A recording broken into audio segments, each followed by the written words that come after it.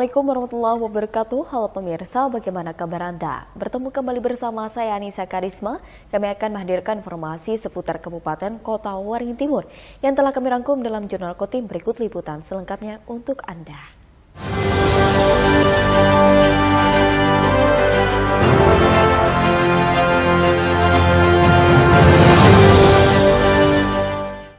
Pemirsa, 7 damang kepala adat dari 7 kecamatan yang ada di Kabupaten Kota Waringin Timur pada Jumat 4 Oktober resmi dilantik.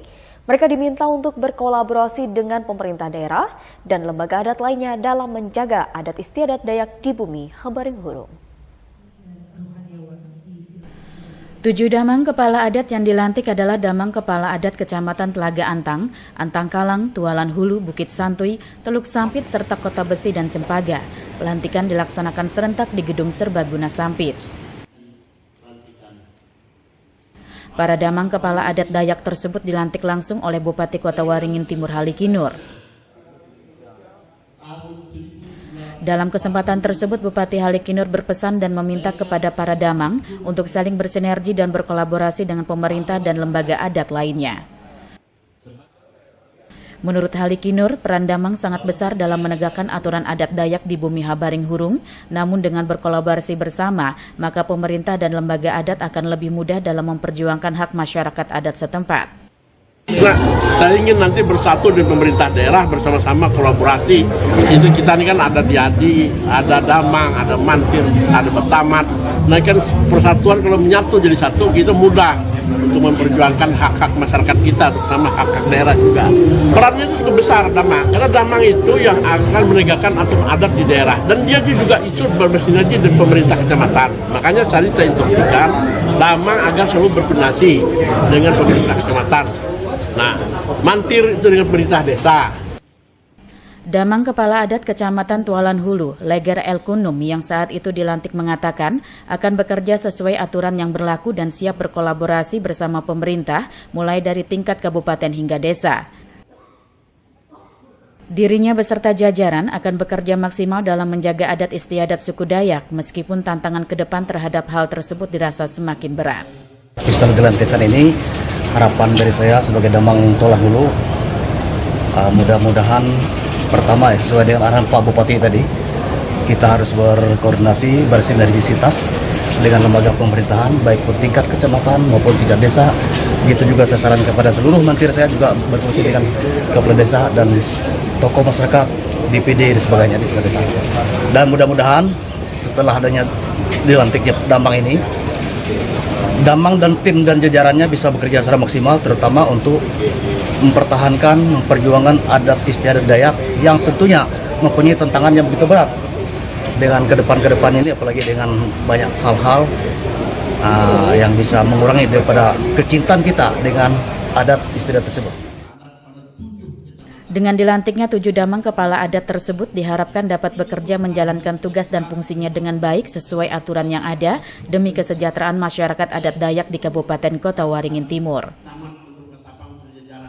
Mashud Badarudin, Hayat TV. Gelaran Lomba Nasyid Remaja yang digagas Dewan Pengurus Daerah dan Badan Komunikasi Pemuda Remaja Masjid Indonesia atau DPD BKPRMI Kabupaten Kota Waringin Timur diharapkan dapat menyaring budaya negatif yang tidak sesuai dengan nilai keislaman. Harapan tersebut diungkapkan Wakil Bupati Kota Waringin Timur Irawati saat memberikan sambutan pada Lomba Nasib Islami Remaja yang digelar DPD BKPRMI Kotim yang dilaksanakan di Gedung Wanita Sampit. Irawati menegaskan pemerintah Kabupaten Kota Waringin Timur menyambut baik lomba yang digelar BKPRMI, apalagi lomba yang diadakan ini kental dengan budaya Islam yang akan berdampak baik terhadap moral remaja dari sisi positif. Diakuinya, kebudayaan keagamaan saat ini mulai luntur, semua tergeser oleh budaya asing yang datang secara bertubi-tubi lewat media sosial dan tayangan televisi. Kalau generasi muda tidak diberi pengertian, arahan dan nasihat, dikhawatirkan mereka akan terseret arus hingga tidak lagi memiliki identitas sebagai remaja Islami. Untuk itu, agar kegiatan seperti ini dilaksanakan secara berkesinambungan demi terwujudnya generasi penerus yang memiliki moral dan berbudaya Islami, pungkas Irawati.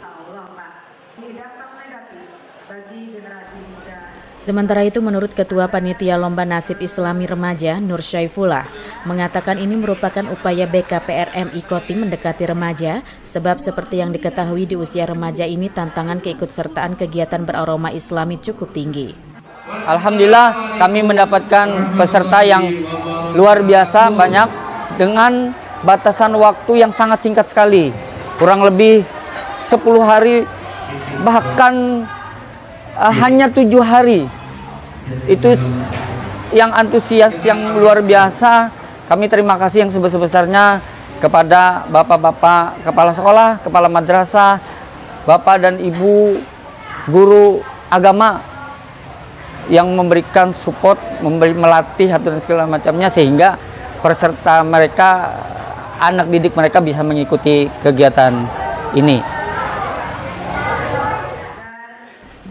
Sedangkan menurut salah satu peserta dari SMA IT Arapah, Salsabila menyatakan mereka telah berlatih intensif sejak sepekan terakhir guna memperoleh hasil yang maksimal. Bisa dibilang itu persiapannya matang banget dan harapannya itu ya mudahan bisa juara ya 3 besar. Berapa kali Dek sehari? Kami itu kan persiapan dari seminggu ya, jadi latihan kami itu pas habis zuhur sampai mau asar setiap hari. Antusias peserta dalam mengikuti lomba ini cukup tinggi dan diikuti sebanyak 20 peserta, padahal masa pendaftaran relatif pendek yakni hanya 10 hari sebelum hari pelaksanaan. Normansa, Hayat TV. Asisten Teritorial atau Aster Kasdam 12 Tanjung Pura, Kolonel Infanteri Rudi Trenggono meninjau lokasi TNI Manunggal membangun desa reguler ke-119 Kodim 1015 Sampit yang berada di Kelurahan Tanah Mas, Kecamatan Bamang, Kabupaten Kota Waring Timur pada Rabu 2 November tahun 2022. Di sela-sela kegiatan peninjauan tersebut, Aster Kasdam 12 Tanjung Pura Kolonel Infanteri Rudi Trenggono didampingi Dandim 1015 Sampit Letkol Infanteri Abdul Hamid mengatakan program TMMD di wilayah Kelurahan Tanah Mas ini bertujuan untuk mewujudkan mimpi masyarakat setempat dalam hal pembuatan jalan yang menghubungkan dua kelurahan yakni Tanah Mas dan Kelurahan Baamang Hulu. Walaupun dihadapkan dengan medan yang sulit, namun tugas dan tanggung jawab TNI tetap akan mensejahterakan rakyat, salah satunya melalui program Tentara Manunggal Membangun Desa atau TMMD yang saat ini dilaksanakan oleh Kodim 1015 Sampit di Kelurahan Tanah Mas. Tandasnya, Aster Kasdam 12 Tanjung Pura Kolonel Infanteri Rudi Trenggono juga berpesan kepada prajurit yang tergabung dalam Satgas TMMD di Kelurahan Tanah Mas agar bekerja dengan maksimal dalam menyelesaikan semua kegiatan yang sudah direncanakan. Semua pekerjaan fisik harus selesai tepat waktu sebagaimana sudah ditargetkan selama kegiatan TMMD sambil tetap memperhatikan keamanan masing-masing juga menjaga hubungan dan kerjasama yang baik dengan seluruh masyarakat. Pungkas Kolonel Infanteri Rudi Trenggono. Normansa, Hayat TV. Pengurus OSIS SMP Negeri 2 Sampit periode 2022-2023 resmi dilantik. Kali ini pemirsa yang dipimpin langsung oleh Kepala Seksi Kurikulum SMP Dinas Pendidikan Kabupaten Kota Waring Timur pada Jumat 28 Oktober tahun 2022. Prosesi pelantikan pengurus OSIS SMP Negeri 2 Sampit dipimpin langsung Kepala Seksi Kurikulum SMP Dinas Pendidikan Kabupaten Kota Waringin Timur Suyoso, didampingi Kepala Sekolah Abdurrahman. Selanjutnya dilakukan penyerahan bendera Pataka yang bermakna sebagai ikrar atau sumpah yang tentunya merupakan tugas yang harus diemban jajaran pengurus OSIS untuk memajukan kegiatan OSIS sekolah, menjadi teladan bagi siswa lain serta menjunjung tinggi nama baik diri, keluarga, dan sekolah. Sementara itu menurut Kepala SMP Negeri 2 Sampit Abdurrahman menegaskan pengurus OSIS SMP Negeri 2 Sampit setelah dilantik diharapkan menjadi pelopor dan rela meluangkan waktu, pikiran, dan tenaga dalam berorganisasi sehingga akan terbentuk dan menguatkan karakter kepemimpinan bagi siswa-siswi setempat. Kita berharap dengan adanya pelantikan pengurus tadi, kegiatan-kegiatan kesiswaan bisa lebih terprogram kembali, lebih terencana, bisa terlaksana dengan baik, itu harapan kita. Dan insya Allah waktu dekat setelah pelantikan kita akan mengadakan latihan kepemimpinan dasar untuk pengurus OSIS, sehingga nanti mereka bisa lebih memahami tentang bagaimana berorganisasi, bagaimana menyusun program kerja, bagaimana melaksanakan, bagaimana melaporkan dan mengevaluasi kegiatan-kegiatan yang diadakan oleh sekolah. Ketua OSIS SMP Negeri 2 Sampit yang baru dilantik Aulia mengatakan program jangka pendek yang akan dilakukan adalah menjaga lingkungan sekolah hingga menjadikan siswa-siswi yang berdisiplin, bertanggung jawab, dan kreatif. Baiklah, yang pertama program kerja kami akan menjaga lingkungan sekolah SMP Negeri 2 Sampit dan juga mengembangkan OSIS SMP Negeri 2 Sampit itu Menjadikan siswa yang disiplin, bertanggung jawab, dan kreatif. Ya, saja kreatif. Aulia menambahkan, OSIS sebagai sarana belajar berorganisasi dan berdemokrasi juga merupakan sarana untuk mengembangkan kreativitas pelajar yang bisa membantu mengembangkan sekolah menjadi lebih baik lagi ke depannya. Nurmansah, Hayat TV.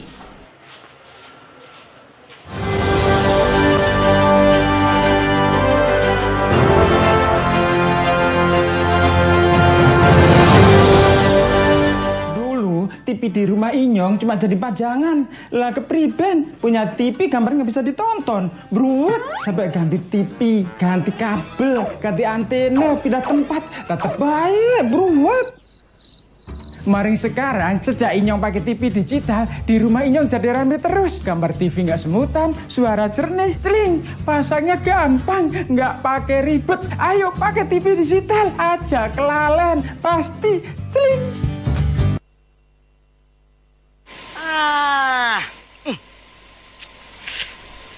Gambarnya jangkrik. Ya, TV-nya masih analog ya? Ganti dong ke digital. Digital? Ya, digital. Tinggal install set-top box, gambar tajam, channel banyak, tanpa iuran bulanan. Hey, gimana? Bagus kan? Gambarnya jangkrik. Hah? Sambut era digital dan nikmati kesempurnaan gambarnya. Yuk nonton siaran televisi digital. Bagaimana ya cara menangkap siaran televisi digital? Pertama, pastikan di daerah Anda sudah ada sinyal siaran televisi digital. Kedua, gunakan antena UHF di dalam atau di luar rumah Anda. Ketiga, pastikan televisi Anda sudah dilengkapi penerima siaran digital DVB T2. DVB T2 merupakan jenis sinyal yang digunakan Indonesia dalam penyiaran televisi digital. Keempat, pilih autoscan, lalu pindai televisi Anda. Bagaimana jika televisi Anda masih analog? Pasangkan set-top box, televisi Anda otomatis menangkap siaran digital.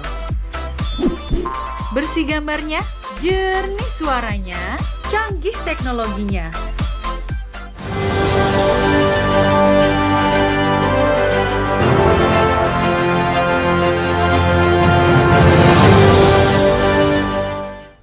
Satuan Reserse Narkoba Polres Kota Waringin Barat telah meringkus 2 orang tersangka kurir narkoba jenis sabu yang melintas di provinsi di Terminal Natai arahan Pangkalampun sekitar pukul 1 waktu Indonesia Barat pada Selasa 1 November. Pada saat diamankan, pemirsa, dari kedua tersangka mendapati narkotika jenis sabu sebanyak 252 gram dan 33 butir jenis ekstasi. Tersangka atas nama Syamsiar, 39 tahun, warga Mempawah, Kalimantan Barat, merupakan residivis kasus yang sama dan baru keluar dari lapas bulan Agustus 2022. Sedangkan teman dekatnya, Asmah, merupakan warga Kelurahan Kumai Hulu, Kecamatan Kumai, Kabupaten Kota Waringin Barat, Kalimantan Tengah. Kapolres Kota Waringin Barat AKBP Bayu Wicaksono dalam rilis menyampaikan bahwa penangkapan kedua tersangka kurir narkoba ini dilakukan personel Satuan Reserse Narkoba Polres Kota Waringin Barat pada hari Selasa 1 November sekitar pukul 00.30 waktu Indonesia Barat di atas dalam bus damri di Terminal Natai Suka. Sebelumnya petugas mendapatkan informasi ciri-ciri tersangka Syamsiar dan tersangka. Setelah dilakukan penggeledahan, ditemukan tas lempang warna biru di bawah tempat duduk. Saat digeledah, disaksikan saksi sopir dan penumpang bus petugas menemukan 4 bungkusan yang dilapisi lakban berisi 7 klip plastik berisi kristal putih, diduga sabu dengan berat 252,83 gram dan 33 butir narkotika jenis ekstasi. Barang bukti tersebut diakui milik kedua tersangka. Hubungan tersangka adalah hubungan teman dekat selama 2 bulan terakhir. Keduanya mengaku sudah memiliki istri atau suami. Kedua tersangka dijanjikan upah oleh seseorang berinisial P untuk mengantar narkotika tersebut sebanyak 10 juta rupiah. Namun baru dibayar 1 juta rupiah, sisanya akan dibayar oleh P setelah narkotika diterima oleh masing-masing pemesan. Jadi tersangka ini ditangkap di dalam bus, dan berdasarkan hasil penyelidikan dan informasi dari masyarakat. Selasa tanggal 1 tadi ya, di TKP di terminal, personil Satres Narkoba mengamankan kedua tersangka yang sebelumnya telah diketahui ciri-cirinya. Ciri-cirinya pada saat diamankan kedua tersangka sedang duduk di kursi penumpang. Selanjutnya ditanyakan identitas, kemudian dilakukan penggeledahan badan dan barang bawaan tersangka dan ditemukan 1 buah tas lempang warna biru. Kedua tersangka dikenakan pasal 114 ayat 2 junto, pasal 132 ayat 1 atau pasal 112 ayat 2 junto, pasal 132 ayat 1 Undang-Undang Republik Indonesia Nomor 35 Tahun 2009 tentang narkotika dengan ancaman pidana seumur hidup atau paling singkat 6 tahun dan paling lama 20 tahun. Tim Liputan SBTV. Mantan PLT Sekretaris Komisi Pemilihan Umum atau KPU Sukamara periode tahun 2007 hingga 2010 masuk dalam daftar pencarian orang atau DPO Kejaksaan Negeri Sukamara. Said Husin diduga terlibat dalam perkara tindak pidana korupsi, yaitu sisa dana hibah Pilkada Sukamara tahun 2008. Kasus itu pemirsa telah menyeret tersangka lainnya, yaitu Ketua dan Bendahara KPU Sukamara pada periode tersebut. Mantan PLT Sekretaris Komisi Pemilihan Umum atau KPU Sukamara periode tahun 2007 hingga 2010 masuk dalam daftar pencarian orang atau DPO Kejaksaan Negeri Sukamara. Kepala Kejaksaan Negeri Sukamara Suhartono mengatakan, yang bersangkutan masuk dalam daftar DPO tersangka tindak pidana korupsi yang diduga terlibat dalam kasus korupsi sisa dana hibah Pilkada Sukamara tahun 2008 silam.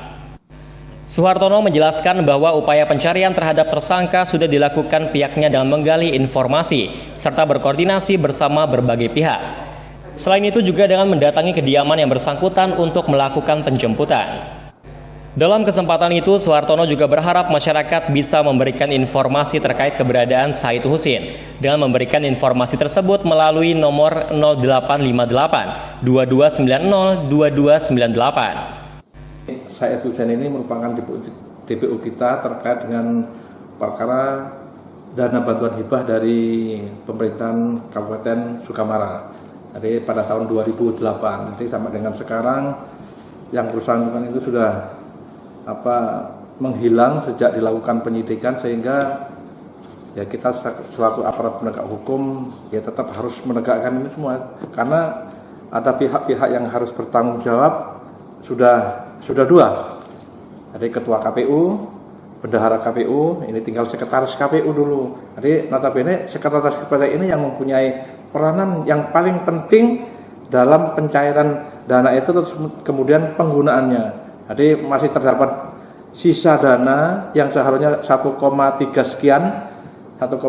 miliar sekian, itu yang seharusnya dikembalikan kepada pemerintahan dari Kabupaten Sukamara, tapi itu tidak dikembalikan dengan beberapa alasan dipergunakan untuk kegiatan pileg, begini ya, sehingga itu sebenarnya kan tidak dibolehkan.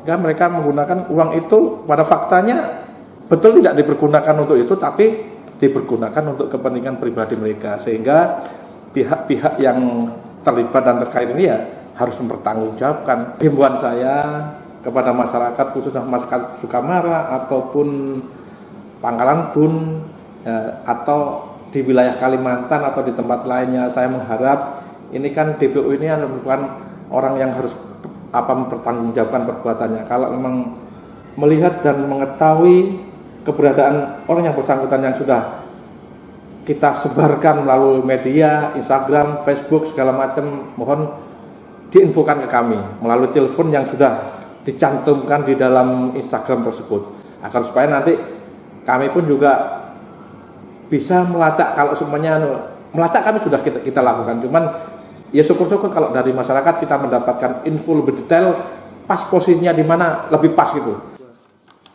Said Husin diduga terlibat dalam perkara tindak pidana korupsi sisa dana hibah Pilkada Sukamara tahun 2008. Kasus itu telah menyeret tersangka lainnya yaitu ketua serta bendahara KPU Sukamara pada periode tersebut. Said Husin yang saat itu menjabat sebagai PLT Sekretaris diduga kuat mempunyai peranan penting dalam perkara tersebut. Saat ini perkara masih berproses di Pengadilan Tipikor Palangkaraya dan tahap putusan sela. Tim Liputan, SBTV. Demikian pemirsa liputan Jurnal Kotim yang telah kami sampaikan. Berita tadi sekaligus menutup perjumpaan kita pada hari ini.